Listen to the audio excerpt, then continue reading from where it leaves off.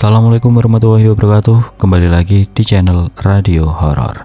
Untuk kisah kali ini ada sebuah cerita dari tulisannya Pijar Horor, sebuah kisah yang berjudul Tangisan di Sumur Tua. Sebelum kita lanjut ke ceritanya, tekan dulu tombol like video ini dan jangan lupa tekan juga tombol subscribe channel ini. Nyalakan juga lonceng notifikasinya agar tidak ketinggalan cerita-cerita lainnya. Dan seperti apa untuk kisah kali ini? Langsung saja kita masuk ke ceritanya.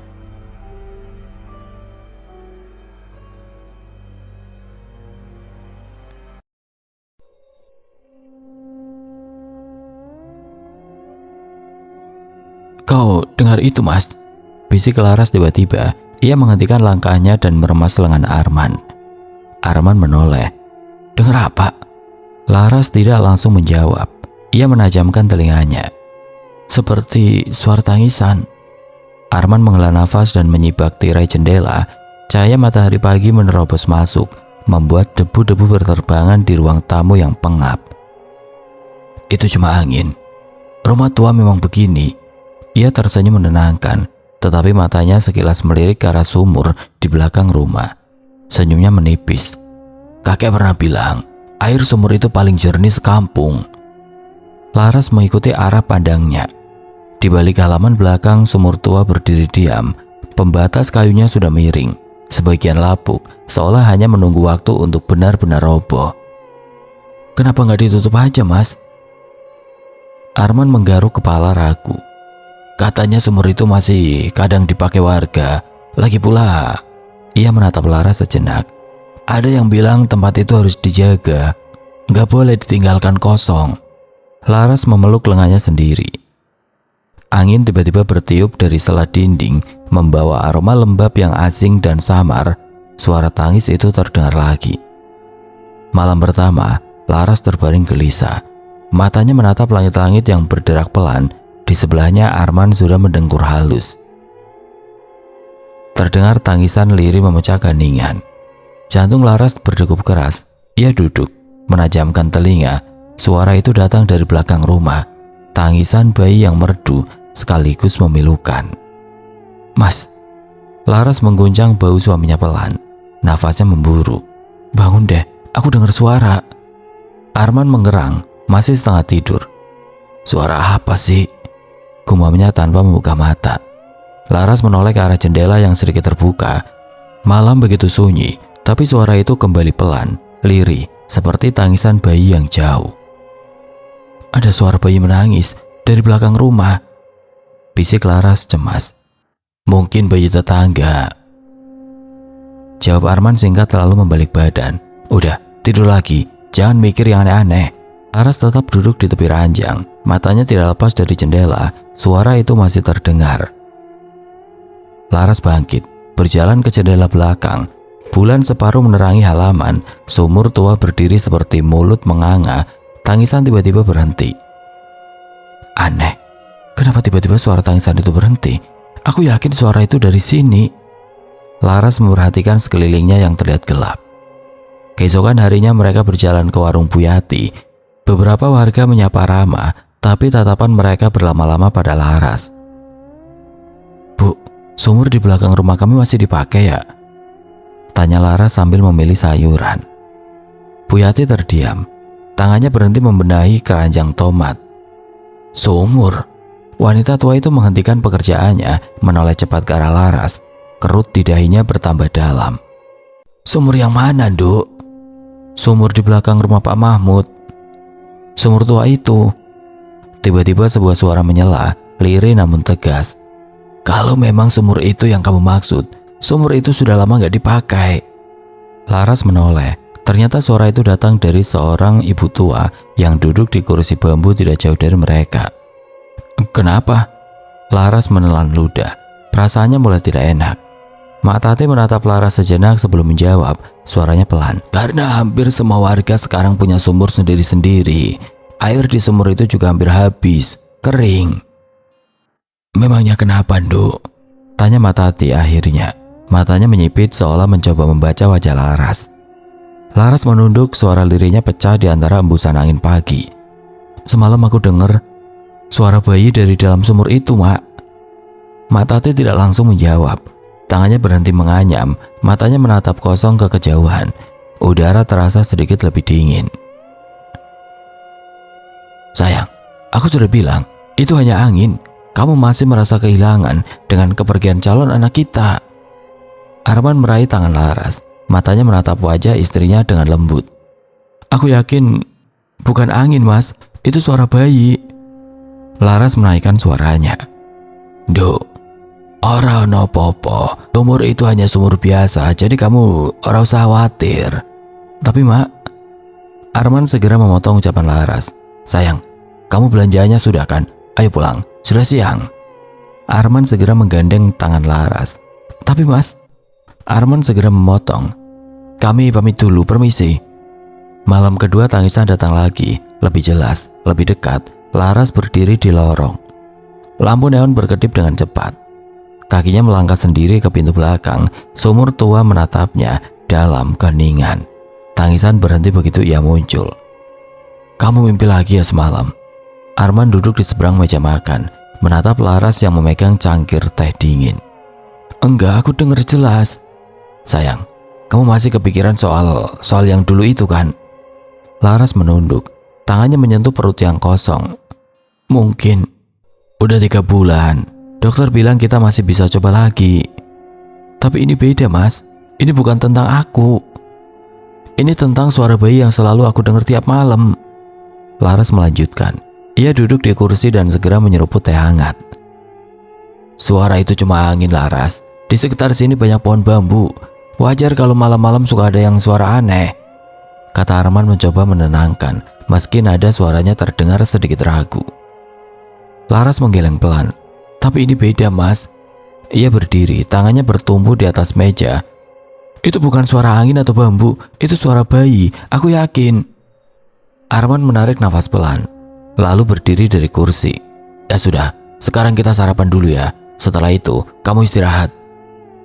Laras menatapnya beberapa detik, lalu akhirnya duduk kembali. Ia mengangguk, meski tatapannya masih kosong, jauh menembus jendela. Hari-hari berikutnya Laras sering duduk di kursi dekat jendela. Matanya menatap sumur tua yang mulai ditumbuhi rumput liar. Suatu malam tangisan datang lebih awal. Menjelang maghrib, kali ini Laras tidak membangunkan Arman. Ia bangkit sendiri, melangkah keluar. Siapa kau? Bisiknya ke arah sumur, angin berdesir pelan. Tiba-tiba perutnya terasa hangat, seperti ada yang bergerak di dalam. Laras memegang perut, tapi sadar ia kosong. Ia mundur, nafas tersegal, tangisan berhenti. Esoknya Laras memandangi rumah Mak Tati. Nenek itu duduk di beranda, menganyam bambu tanpa menoleh. Apa sebaiknya aku tanya Mak Tati? Batinnya sambil terus memperhatikan wanita tua itu dari kejauhan. Laras segera berjalan ke rumah Mak Tati. Ia berharap keputusannya bertanya kepada Mak Tati sebagai jalan yang tepat. Permisi, Mak. Laras yang sudah berdiri di hadapan Mak Tati tersenyum ramah. Iya, sini, Nduk. Duduk dulu. Kamu kenapa, Nduk? Kelihatannya ada yang kamu pendem.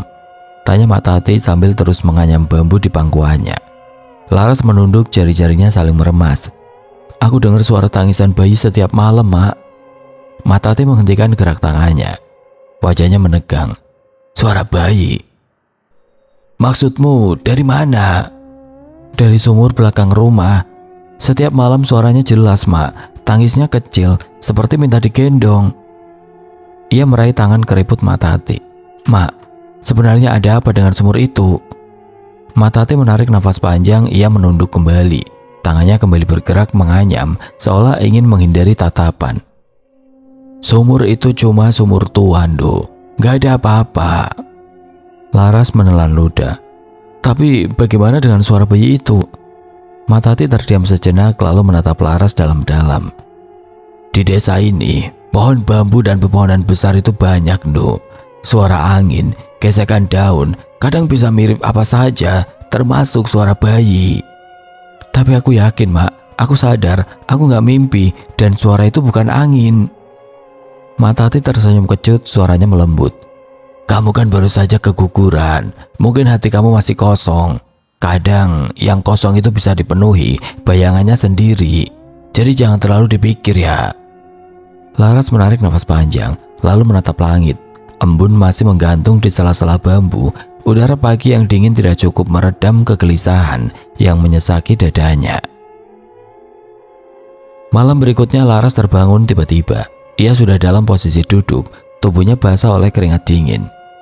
Lagi, suara itu lagi. Tangisan bayi terdengar sayup.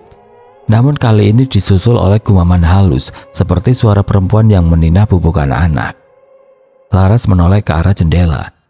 Itu dari belakang rumah. Tanpa sadar kakinya bergerak. Ia melangkah pelan menuju pintu belakang. Rumah terasa sunyi. Begitu sunyi hingga nafasnya sendiri terdengar seperti gema. Langit di luar kelam tanpa bintang. Udara malam diam membatu seolah dunia sedang menahan nafas. Pintu terbuka dengan suara lirih. Laras berdiri di ambang pintu, matanya langsung tertuju ke arah sumur. Pembatasnya kemana? Gumamnya. Kayu pelindung yang biasa mengelilingi bibir sumur itu hilang, seolah dicabut paksa. Tangisan bayi berubah, lebih tajam, lebih menyayat. Lalu terdengar cerita nyaring, menusuk, seperti berasal dari dalam perut bumi. Laras mendekat perlahan, jantungnya berdetak keras, tapi tubuhnya terus bergerak seolah ditarik oleh sesuatu yang tidak terlihat. Ia menunduk. Di dalam sumur kegelapan tampak bergolak. Kemudian dua mata kecil muncul dari dasar sumur, hitam, dalam, tidak berkedip. Laras tertegun, bibirnya bergetar. Kamu siapa? Mata itu terus menatapnya. Tidak ada suara tapi Laras bisa merasakannya, rasa haus, dingin, dan kesedihan yang tidak bisa dijelaskan. Laras berlutut. Aku gak bisa bantu. Suara lirih menjawab dari kedalaman. Bu, aku bukan ibumu. Tapi dalam hatinya ada yang retak. Rasa bersalah mengalir dari retakan itu. Sayang, bangun. Arman mengguncang tubuh Laras. Kamu ngapain di sini? Laras duduk di pinggir sumur, mata kosong menatap ke dalam. Dia kedinginan, Mas. Bisik Laras sambil menatap sumur dengan mata sendu. Arman menggeleng. Siapa? Siapa yang kamu maksud? Bayi itu. Bayi yang ada di dalam sumur itu, dia kesepian. Arman menggeleng cepat. Sayang, gak ada bayi di sini. Kamu cuma mimpi, cuma halusinasi. Enggak, Mas. Laras mengangkat suaranya sedikit. Ini nyata. Aku lihat dia. Aku tatap matanya. Dia ada di sana. Arman menghela nafas panjang lalu mendekat dan meraih bahu Laras. Udah ya, sekarang ikut aku masuk. Ini sudah malam. Kamu butuh istirahat. Tanpa menunggu jawaban, Arman berjalan ke arah sumur. Ia mengambil papan kayu yang tergeletak di sisi halaman dan meletakkannya di atas mulut sumur. Ia menambahkan beberapa batu besar di atasnya. Setelah itu, ia menggandeng tangan Laras, menuntunnya masuk ke dalam rumah. Besok pagi kita bicarakan lagi. Sekarang, cukup untuk malam ini. Laras diam, namun saat melangkah masuk ke rumah, ia menoleh sekali lagi ke arah sumur yang kini tertutup. Suatu hari Arman memergoki Laras menulis di buku harian, gambar-gambar bayi, lalu coretan. Maaf, aku bukan ibumu. Sayang, ini apa? Tanya Arman pelan. Matanya menatap benda yang digenggam Laras. Laras menoleh perlahan, senyumnya muncul samar, namun ada yang aneh di sana. Bayi itu, dia minta aku jadi ibunya. Bayi? Tapi di sini gak ada siapa-siapa, sayang. Arman menoleh ke sekeliling. Ruang tamu kosong, hanya mereka berdua. Ada, Mas. Tatapannya kosong, tapi senyumnya melebar dengan cara yang membuat bulu kuduk berdiri. Dia di sini, dekat sekali. Dia dengar kita bicara. Arman menahan nafas sejenak, lalu perlahan meraih buku dan ballpoint dari tangan Laras. Sudah ya, sekarang kita masuk kamar. Kamu butuh istirahat. Suatu malam Laras terbangun bukan karena tangisan, melainkan karena suara langkah kaki kecil di lantai kayu. Laras membuka pintu kamar perlahan. Engsel berderit pelan di tengah keheningan malam. Di ujung lorong sesosok bayangan kecil berdiri diam. Bayi, tubuh mungil itu diselimuti cahaya samar.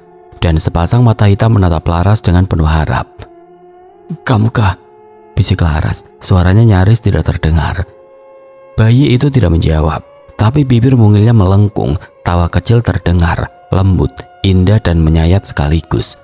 Laras berlutut, menunduk perlahan, membuka kedua lengannya. Sini nak, ibu di sini.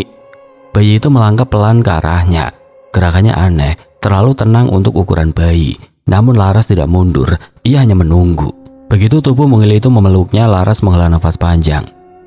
Hangat, tapi bukan hangat biasa. Rasanya langsung menusuk ke jantung, seperti memeluk sesuatu yang kosong namun penuh luka.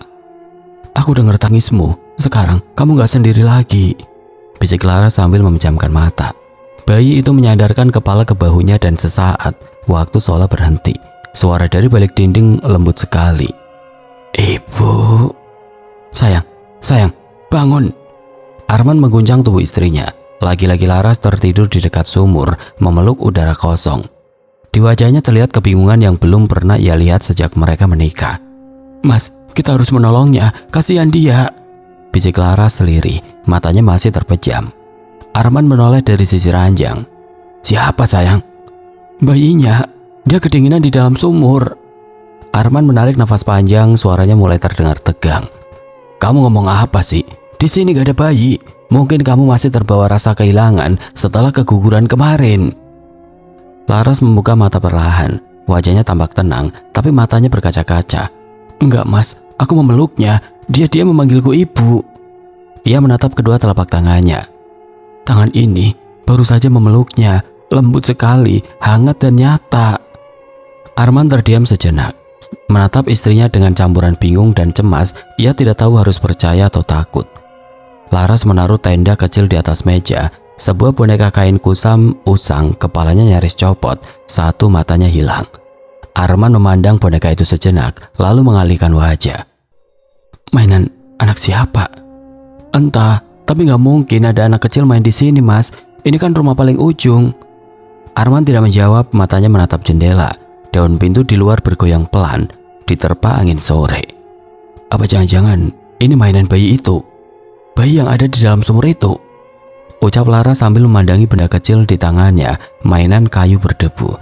Entah dari mana asalnya. Arman mendesah, nadanya mulai terdengar lelah. Sayang, berapa kali aku harus bilang? Di sini gak ada bayi. Semua itu cuma mimpi. Kamu masih belum bisa ikhlas dengan apa yang sudah kita alami. Laras menatap suaminya, suaranya bergetar. Mas, tolong, percayalah sama aku. Aku gak mimpi, aku juga gak gila. Bayi itu nyata, dia ada. Arman menegang. Cukup Laras.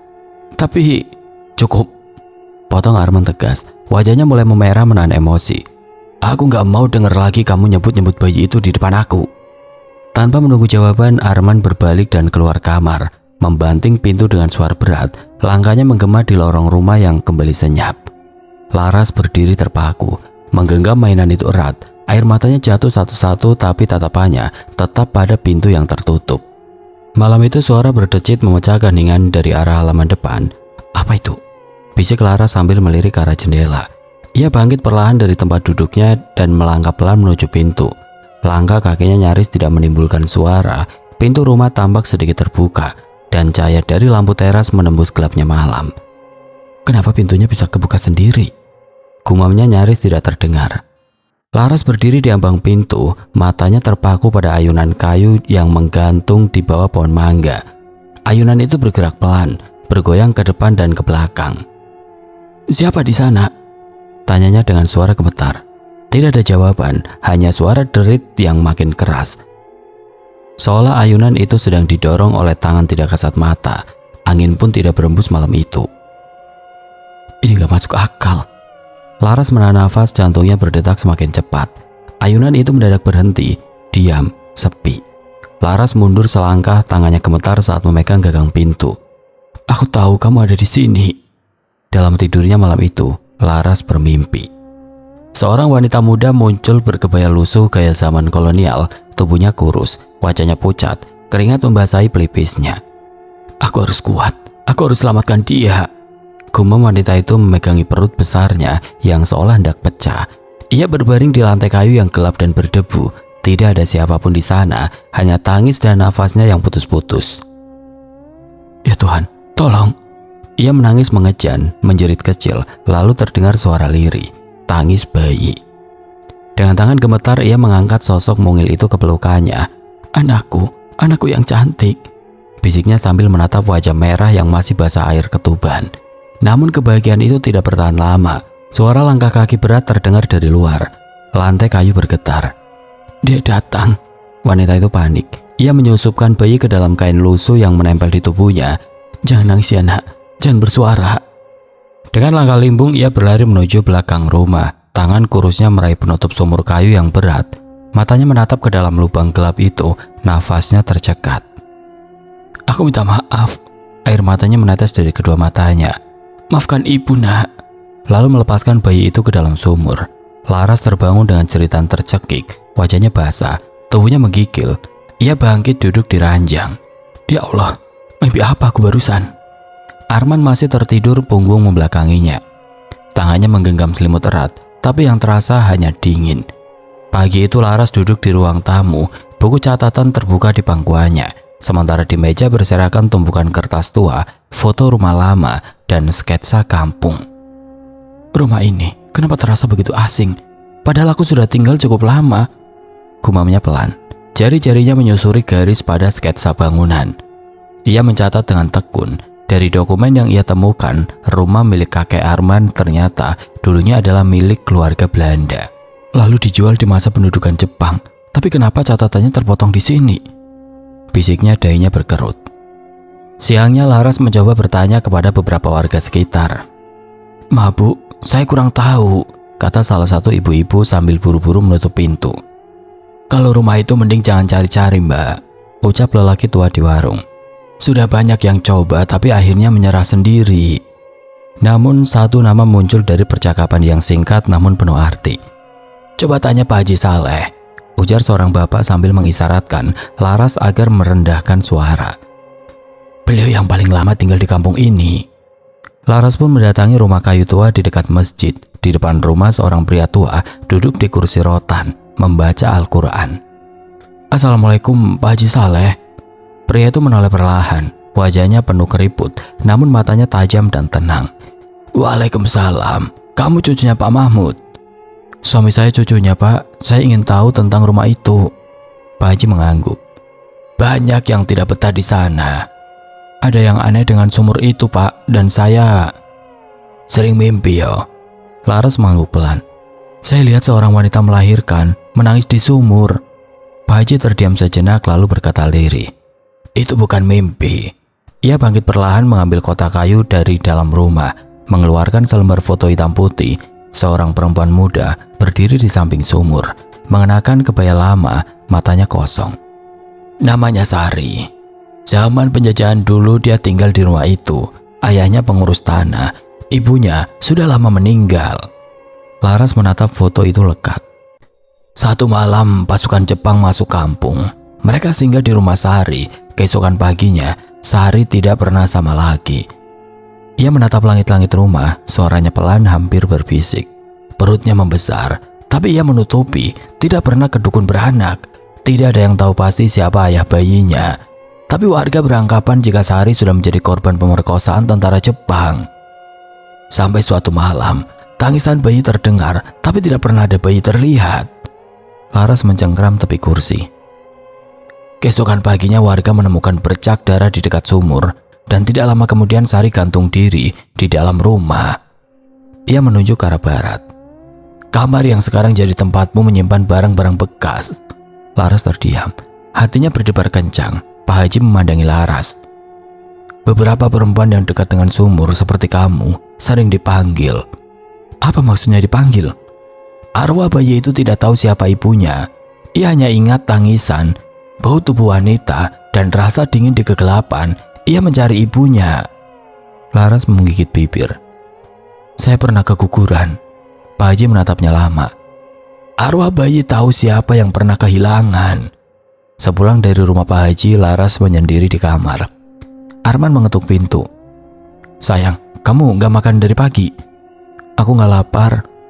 Arman membuka pintu. Laras duduk di lantai, menatap boneka kain yang tadi ia temukan. "Kamu gak tidur semalaman? Ngomonglah, ada apa?" "Aku tahu siapa dia, Mas." "Siapa?" "Yang di sumur, bayi itu." "Bayi itu lagi?" bentak Arman. Suaranya meninggi. "Sayang, berapa kali harus aku bilang, di sini gak ada bayi, semua itu cuma halusinasi kamu." Laras menatap suaminya, matanya berkaca. "Enggak Mas, bayi itu nyata, Aku gak berhalusinasi. Aku tahu apa yang aku rasakan. Suasana hening sesaat. Laras mengalihkan pandangannya seolah mengumpulkan keberanian. Tadi pagi aku ke rumah Pak Haji Saleh. Arman menyipitkan mata, nafasnya mulai melambat. Kamu ke rumah Pak Haji? Laras mengangguk. Ia menarik nafas dalam. Ada yang harus kamu tahu. Arman memincingkan mata.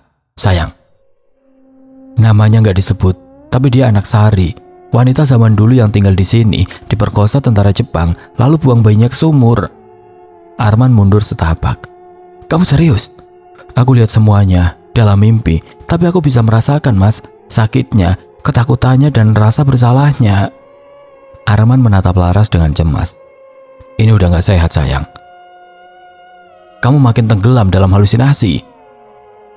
Dia cuma mau diterima, Mas, jawab Laras lirih, namun yakin. Arman menggeleng pelan menahan emosi. Kamu dengar gak cara kamu ngomong barusan? Kamu bicara seolah dia. Aku tahu ini terdengar gila, Mas. Potong Laras, suaranya meninggi, gemetar.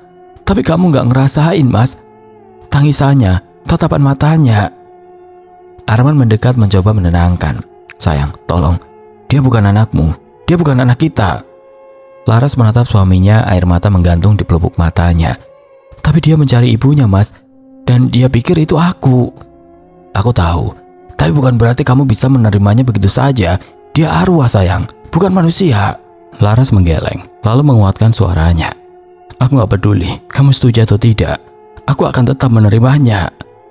Tanpa menunggu jawaban, Laras berbalik dan melangkah cepat meninggalkan Arman. Meninggalkan ruang penuh ketegangan dan keputusan yang tidak bisa ditarik kembali. Malamnya Arman tidur di ruang tengah. Ia tidak bisa menahan rasa takut yang perlahan berubah menjadi kemarahan. Laras tetap di kamar. Ia membuka buku hariannya. Dia menangis lagi malam ini, tapi kali ini aku tidak takut. Mungkin memang harus ada yang memeluknya, walau cuma sesaat. Ia menutup buku itu lalu berdiri. Langkahnya membawanya ke pintu belakang. Angin malam dingin menyambut. Sumur tampak diam, tidak ada suara, tapi Laras tahu ia sedang menunggu. Ia duduk di tepi sumur, tangannya menyentuh bibir batu yang kasar. Maafkan aku. Angin mendesir pelan, selembar daun jatuh dan dari dalam sumur, suara tangisan kecil terdengar. Laras berdiri di depan cermin, retakan tipis membelah kaca seperti laba-laba. Kamu mimpi buruk lagi? Arman meletakkan teh di meja. Gak mimpi, tadi pagi aku lihat seorang wanita. Arman mendekat. Siapa? Dia berdiri di belakangku, tapi saat aku menoleh dia sudah gak ada. Wajahnya sama seperti di mimpi waktu itu. Aku yakin, dia pasti Sari. Cermin menampilkan pantulan samar, dingin, pudar. Laras memandang dirinya sendiri, tapi di balik bayang itu ada tatapan lain. Malam datang dengan sunyi yang berat, langit kelam digulung awan pekat, dan udara merayap dingin seperti batu basah. Di ruang tamu Arman tertidur di sofa, kepala miring ke samping, televisi menyala redup, menyisakan cahaya kelabu yang menyinari di dinding. Sementara itu di kamar, Laras terbaring dengan mata setengah terbuka. Nafasnya pelan, tapi gelisah, selimut hanya menutupi separuh tubuhnya. Pukul 2 dini hari, suara langkah pelan terdengar dari luar kamar. Lantai kayu berderit pelan, seperti mengadu pada malam. Lalu suara engsel pintu kamar menyusul, berdecit panjang dan menyeret udara dingin masuk. Laras bangkit perlahan, matanya tertutup rapat, tapi tubuhnya bergerak seperti dituntun oleh sesuatu yang tidak kasat mata. Sayang, kamu kemana? Suara Arman terdengar samar dari ruang tamu. Setengah sadar, tidak ada jawaban. Langkah Laras terus melaju, kaki telanjang menyentuh ubin dingin, gaun tidurnya mengusap lantai, menyisakan suara lembut seperti bisikan kain. Sayang. Arman bangkit setengah duduk, tapi tubuhnya berat, kepalanya pening. Ia hanya bisa melihat bayangan istrinya menghilang ke arah belakang rumah. Sayang. Suara Arman kembali terdengar, tapi tidak benar-benar bangun. Laras terus melangkah keluar rumah, angin malam menyibak rambutnya. Langkahnya terhenti di depan sumur tua. Ia berdiri mematung, lalu kedua tangannya gemetar pelan. Dia memanggilku, bisiknya lirih, nyaris tidak terdengar oleh angin. Dengan gerakan lambat ia menaiki bibir sumur, bajunya berkibar, angin tiba-tiba bertiup kencang, menggulung dedaunan kering. Jeritan kecil terdengar bukan dari Laras, tapi dari arah sumur. Brak, Arman terbangun, tubuhnya terguncang. Ia menoleh ke arah pintu yang terbuka lebar. "Laras!" Tidak ada jawaban. Ia bergegas keluar, nafasnya memburu. Saat sampai di halaman, matanya membelalak. "Laras!" Laras berdiri di pinggir sumur, tubuhnya condong ke depan, seolah hendak jatuh. "Laras, jangan turun dari situ." "Sayang, astagfirullah sayang." Ia lari, menarik tubuh istrinya sebelum jatuh ke dalam. Laras menjerit, matanya terbuka setengah. "Laras, turun dari situ!" seru Arman. Nafasnya tersegal, ia mendekat dengan langkah hati-hati. Namun Laras tetap berdiri diam. Matanya masih terpejam, angin berdesir semakin keras, seolah melindungi tubuhnya dari dekapan dunia nyata. "Aku harus pergi," bisik Laras seliri. "Pergi kemana sayang? Ini aku Arman, lihat aku," pinta Arman. Suaranya gemetar. Laras perlahan membuka mata, tapi yang menatap Arman bukan mata istrinya. Bola mata itu kosong, hitam, dalam. "Kau telat, dia sudah menungguku terlalu lama." Suara Laras terdengar datar, bukan suaranya yang biasa. "Laras, dengar aku. Tolong, jangan lakukan ini." Arman mendekat setengah berlari, tapi tiba-tiba tubuhnya terdorong ke belakang oleh kekuatan tidak terlihat. Ia terjatuh ke tanah dengan dentuman keras. Dari dalam sumur terdengar suara bayi menangis, pelan, lirih, namun menyayat.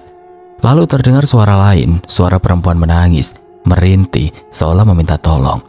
Laras mengangkat tangannya ke udara. "Aku ibumu, aku kembali."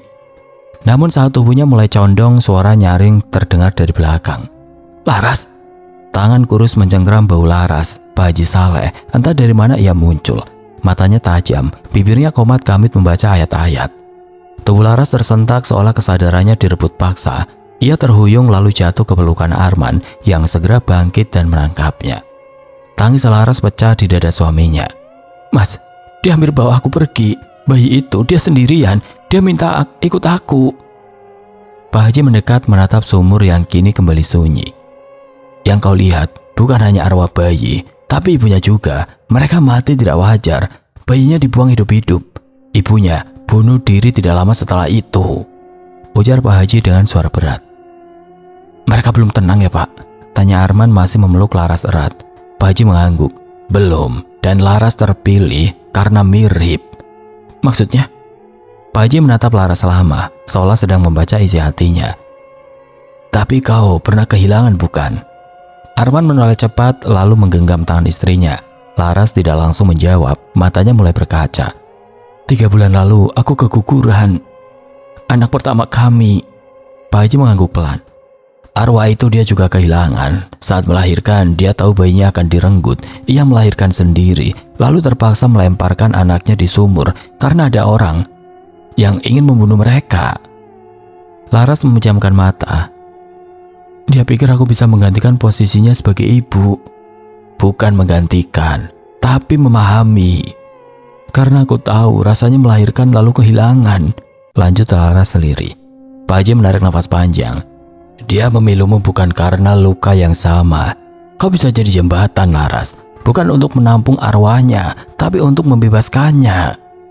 Arman menatap Laras penuh rasa bersalah. "Maaf, waktu itu aku terlalu larut dengan duka sendiri. Padahal kamu yang paling terluka." Laras tersenyum pilu. "Mungkin memang harus begini, supaya aku bisa benar-benar melepaskan." Pak Haji menatap langit malam yang mulai cerah di ufuk timur. "Jika kau siap, Laras, kita bisa bantu dia pulang malam ini." Malam turun dengan tenang, tidak ada suara binatang, tidak ada desir angin, hanya keheningan yang menggantung di langit kelabu. Di halaman rumah, Laras berdiri di depan sumur tua. Pak Haji di sampingnya membawa kendi berisi air doa dan segenggam bunga kamboja kering. "Biar aku sendiri," kata Laras pelan. "Aku harus bicara langsung dengannya." Arman menatapnya ragu. "Kamu yakin?" Laras mengangguk. "Aku gak takut lagi. Aku ngerti sekarang, dia cuma ingin didengar." Pak Haji memberi isyarat kecil, lalu beranjak mundur bersama Arman. Laras perlahan berlutut di depan sumur. Tangannya menyentuh bibir batu yang dingin. "Aku tahu kamu di sini. Aku tahu rasanya kehilangan anak. Rasa hampa itu gak pergi, meski dunia terus berjalan." Dari dalam sumur suara tangis bayi menggema, namun kali ini tidak terdengar menyeramkan, justru menyayat hati. Laras menutup mata. "Aku gak bisa gantiin kamu jadi ibu dia, tapi aku bisa bantu kalian pulang dengan doa dengan ikhlas. Udara tiba-tiba bergetar, kabut tipis menyelimuti halaman, lalu sosok itu muncul. Samar, seorang perempuan berkebaya, tubuhnya kurus, rambutnya terurai, dan di pelukannya bayi mungil yang menangis lirih. Laras menatapnya tanpa gentar. "Maaf, kamu sendirian selama ini," ucap Laras lirih, air mata mengalir pelan. Arwah perempuan itu tersenyum, wajahnya tidak lagi mengerikan, hanya penuh luka dan kelelahan. Bayinya berhenti menangis. Pak Haji mulai melantunkan doa pelan namun tegas. Arman menunduk, menggenggam tasbih di tangannya. Perempuan itu mendekat perlahan ke bibir sumur. Ia menatap Laras untuk terakhir kalinya. "Terima kasih." Suara itu terdengar langsung di kepala Laras, seperti bisikan angin. Lalu tubuh perempuan dan bayinya memudar perlahan, terurai ke dalam cahaya halus yang naik ke langit.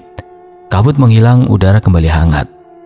Laras mengangguk, menatap langit gelap yang kini tampak sedikit lebih terang. Tubuh Laras jatuh tidak sadarkan diri. Laras! Laras!" Arman berlari ke arah sumur, jantungnya berdebar kencang. Ia menemukan Laras tergeletak di tanah, di samping sumur yang anehnya kini terlihat kering. Tidak ada suara, tidak ada angin, hanya keheningan. Warga mengerubungi mereka. Pak Haji menyalakan obor. Mak Tati duduk di samping Laras, membisikkan doa-doa dengan suara bergetar. Arman mengguncang bau Laras. "Sayang, bangun sayang." Laras mengerang pelan. Matanya terbuka perlahan. "Kamu kembali," ucap Arman lega menahan tangis. Ia memeluk istrinya erat. Sudah selesai Mas." "Sudah sayang, semua sudah selesai. Dia sudah pergi dengan tenang." Arman terus memeluk erat Laras. Sumur itu kini kosong, dasarnya terlihat jelas kering, retak dan berdebu. Tidak ada lagi air, tidak ada suara, hanya batu-batu mati yang diam dalam bayang-bayang pagi. "Mas, lihat deh," ucap Laras suatu pagi, menunjuk ke arah sumur dari balik jendela dapur. "Sumurnya seperti mati." Arman ikut menoleh, mungkin karena dia sudah nggak perlu lagi menunggu di sana. Hari-hari setelah kejadian itu, Laras tampak lebih tenang. Ia tidak lagi duduk termenung memandangi halaman. Saat memasak, ia mulai bersenandung pelan. Bahkan sempat tertawa saat Arman membuat telur gosong. "Tumben kamu senyum-senyum sendiri," canda Arman suatu pagi. "Cuma ingat sesuatu," jawab Laras sambil menyentuh kalung kecil di lehernya. Jemarinya mengusap liontin mungil pemberian Arman, seolah menyentuh kenangan hangat yang selalu dikenangnya. Beberapa minggu kemudian, di pagi yang cerah, Laras duduk di teras. Cangkir teh hangat di tangannya, namun wajahnya pucat dan pandangannya kosong. Arman keluar dari dalam rumah dan langsung menghampirinya. "Sayang, kamu kenapa?" Laras menyodorkan tespek dengan tangan bergetar. Garis 2 terpampang jelas di tespek. Arman terpaku. Ini beneran?" Laras mengangguk. "Dokter bilang semuanya sehat. Padahal dokter bilang kamu..." Ia tidak melanjutkan, matanya berkaca-kaca. "Mereka bilang kehamilan ini mustahil setelah yang kemarin." Laras tersenyum tipis. Mungkin bukan mustahil, mungkin hadiah. Bulan berganti, perut Laras membesar perlahan. Ia mulai menulis nama-nama bayi di buku catatan dengan tulisan tangan yang rapi. Pada suatu pagi, Arman menemukan catatan kecil di atas meja. "Raka, cahaya pagi." "Kenapa nama itu?" tanyanya sambil duduk di samping Laras. Laras mengusap perutnya. "Karena kita sudah cukup lama hidup dalam malam yang panjang. Sekarang waktunya fajar datang." Kampung mulai berubah. Warga bercerita bahwa sumur itu tidak lagi menakutkan. Anak-anak mulai berani bermain di dekatnya. Bahkan burung-burung kembali berkicau di cabang pohon mangga yang menggantung di atasnya. Tangisan di malam hari tidak pernah terdengar lagi. Di dinding ruang tamu, Laras menggantung foto Sari yang sudah diperbaiki dan diberi bingkai sederhana. Bukan untuk ditakuti, tapi untuk diingat. Beberapa bulan saat Raka lahir, pagi hari yang cerah, cahaya matahari masuk lewat jendela kamar, menerangi wajah mungil yang sedang tidur. Laras menatap bayinya lama. "Selamat datang Raka," bisiknya sambil mengusap pipi sang bayi. "Kamu bukan penutup kutukan, kamu cahaya dan sekarang semuanya pulang." Arman duduk di samping tempat tidur, menggenggam tangan Laras. "Apa yang terjadi di sumur waktu itu?" Laras tersenyum. "Aku membebaskan mereka dan mereka membebaskan aku." Di luar jendela matahari bersinar terang. Sumur tua itu kini hanya lubang kering yang ditumbuhi rumput liar. Tidak ada lagi yang perlu ditakuti. Oke teman-teman, sekian untuk kisah kali ini. Bagaimana menurut kalian tentang kisah ini? Tulis komentar kalian di kolom komentar. Dan buat teman-teman yang baru bergabung, jangan lupa untuk like, komen, share, serta subscribe channel ini. Dan nantikan kisah-kisah horor berikutnya tetap di channel Radio Horor. Wassalamualaikum warahmatullahi wabarakatuh.